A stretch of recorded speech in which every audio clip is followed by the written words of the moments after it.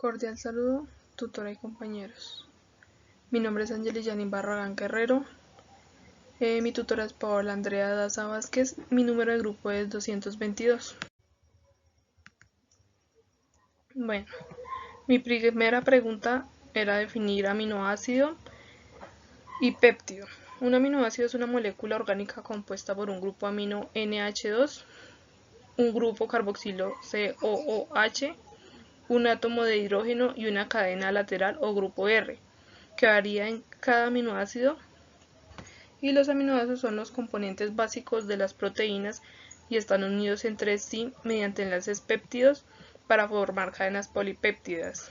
Un péptido es una cadena formada de aminoácidos unidos mediante enlaces peptídicos. Estas cadenas pueden variar en longitud desde solo 2 o 3 aminoácidos hasta varios cientos. Los péptidos pueden tener una variedad de funciones en los organismos, incluyendo roles estructurales, hormonales y de señalización. Los péptidos más cortos se denominan péptidos, mientras que los de longitud media se llaman polipéptidos, y las cadenas largas de aminoácidos se conocen como proteínas. La siguiente pregunta es: ¿qué decisión tomaría para mejorar el pH del suelo y mantener equilibrio de aminoácidos y básicos en plantas? Para manejar el pH del suelo y mantener el equilibrio de aminoácidos, ácidos y básicos en las plantas se puede tomar varias medidas. Entre ellas está ajustes del pH del suelo, fertilización equilibrada, manejo de riego, uso de abonos orgánicos, y esos serían todos para que el suelo tenga un buen equilibrio. 3. ¿Qué entiende por estructura tridimensional de las proteínas? Bueno, la estructura tridimensional de las proteínas se refiere a la disposición espacial de los átomos en una proteína que determina su forma tridimensional única. Esta estructura incluye la organización de los átomos de carbono, hidrógeno, oxígeno, nitrógeno y otros elementos que componen los aminoácidos que conforman la proteína.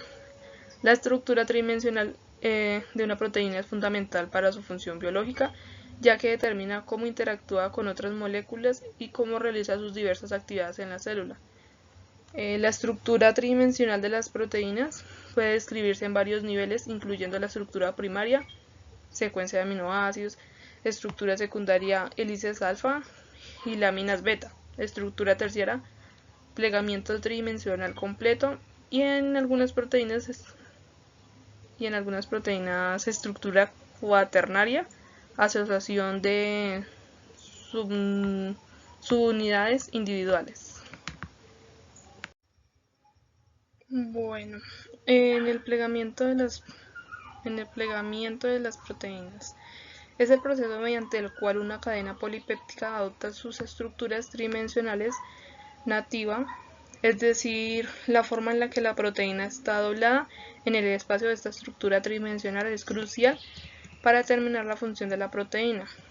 La secuencia de aminoácidos de una proteína dicta su estructura tridimensional, y esta estructura determina cómo la proteína interactúa contra otras moléculas en el cuerpo y lleva a cabo sus funciones específicas. Las proteínas pueden plegarse en estructuras complejas y altamente organizadas, como alfa, hélices, lámina beta, dominios proteicos, entre otras. La importancia del plegamiento de proteínas en la función de las proteínas radica en que la estructura tridimensional correcta es fundamental para su actividad biológica. Si una proteína no se pliega correctamente, puede perder su función biológica normal o incluso adquirir una función perjudicial, lo que puede conducir a enfermedades. Por lo tanto, el plegamiento adecuado de las proteínas es esencial para la salud y el funcionamiento adecuado de los organismos vivos. ¿En qué semejanzas y diferencia bioquímica hay entre las moléculas de hemoglobina y clorofila? Bueno, las semejanzas, la primera es ambas son pigmentos importantes en organismos vivos y la segunda, tanto la hemoglobina como la clorofila contienen átomos de hierro en su estructura, aunque en diferentes formas de unión. Las diferencias. La función biológica. La hemoglobina transporta oxígeno en los glóbulos rojos de los vertebrados, mientras que la clorofila es esencial para la fotosíntesis, capturando la energía luminosa y convirtiéndola en energía química. La otra es composición. La hemoglobina contiene hierro en forma de ion ferroso, F2, que se une al oxígeno, mientras que la clorofila contiene magnesio y un anillo porfirínico que se une a un átomo de magnesio. El color. La hemoglobina es roja debido al hierro, mientras que la clorofila es verde debido al magnesio. Estructura molecular. La hemoglobina es una proteína compuesta por 4 subunidades, mientras que la clorofila es un pigmento liposoluble que se une a proteínas en los cloroplastos. ¿En qué forma las moléculas se transportan a través de membranas? Las moléculas se transportan a través de membranas de varias formas, incluyendo difusión simple, difusión facilitada, transporte activo, endocitosis y exocitosis. ¿Cuáles son las fuerzas que estabilizan la estructura secundaria y terciaria de las proteínas?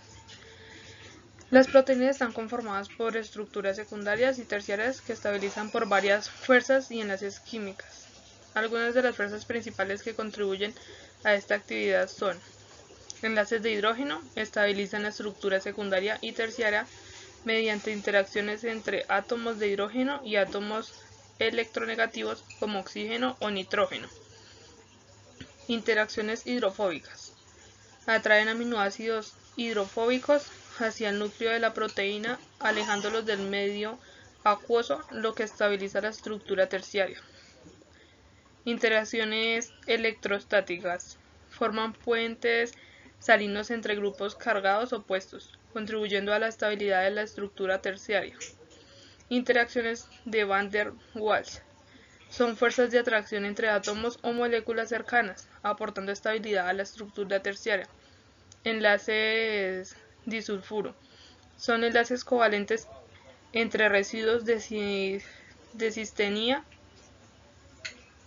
oxidados, que pueden unir partes de la cadena polipéptica, añadiendo estabilidad a la estructura terciaria.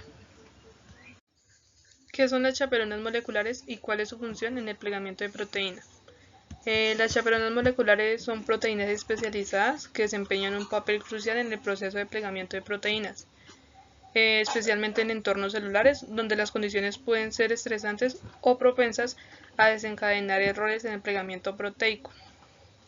La función principal es asistir a otras proteínas en la adquisición de su estructura tridimensional nativa funcional. Estas proteínas chaperonas pueden actuar de varias maneras: prevención de la agregación, facilitación del plegamiento, corrección de errores, transporte proteico. ¿Cuáles son las principales diferencias entre las proteínas de membranas y las proteínas solubles? Las principales diferencias entre las proteínas de membranas y las proteínas solubles son la localización, ya que las proteínas de membrana están incrustadas en la bicapa lipídica de las membranas celulares o membranas subcelulares, mientras que las proteínas solubles están disueltas en el citosol o en el medio extracelular. La otra es la estructura. Las proteínas de membrana suelen tener regiones hidrofóbicas que les permite interactuar con los lípidos de la membrana, mientras que las proteínas solubles no tienen necesariamente estas regiones hidrofóbicas. Función.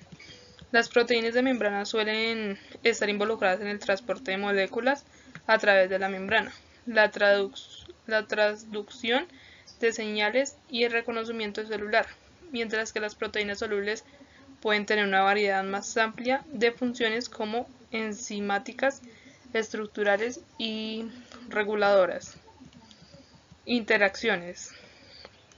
Las proteínas de membrana interactúan principalmente con otras proteínas de membrana, lípidos y moléculas extracelulares, mientras que las proteínas solubles interactúan con otras proteínas solubles y moléculas disueltas en el medio acuoso.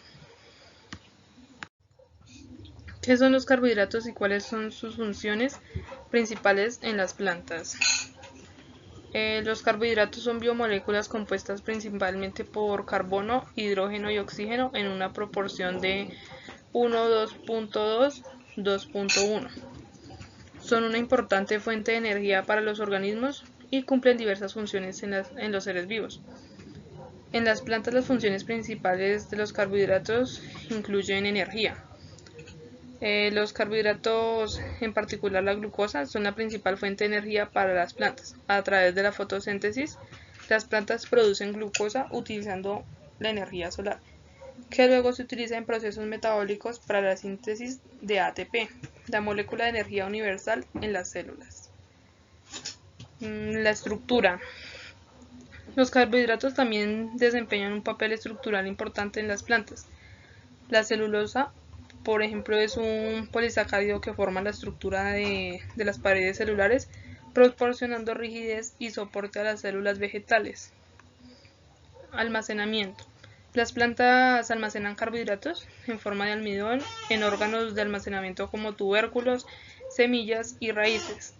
El almidón sirve como una reserva de energía que las plantas pueden utilizar cuando sea necesario, como durante la germinación de las semillas o en periodos de escasez de nutrientes.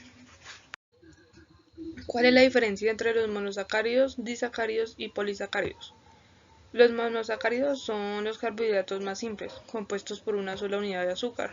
Los disacáridos están formados por la unión de dos monosacáridos mediante un enlace glucosídico. Los polisacáridos, en cambio, son moléculas más grandes formadas por la unión de muchos monosacáridos a través de enlaces glucosídicos, formando cadenas largas o ramificadas. En fin, la diferencia radica en el número de unidades de azúcar que componen cada tipo de carbohidrato, una para los monosacáridos, dos para los disacáridos y muchas para los polisacáridos. ¿Qué son los tipos? ¿Qué son los lípidos?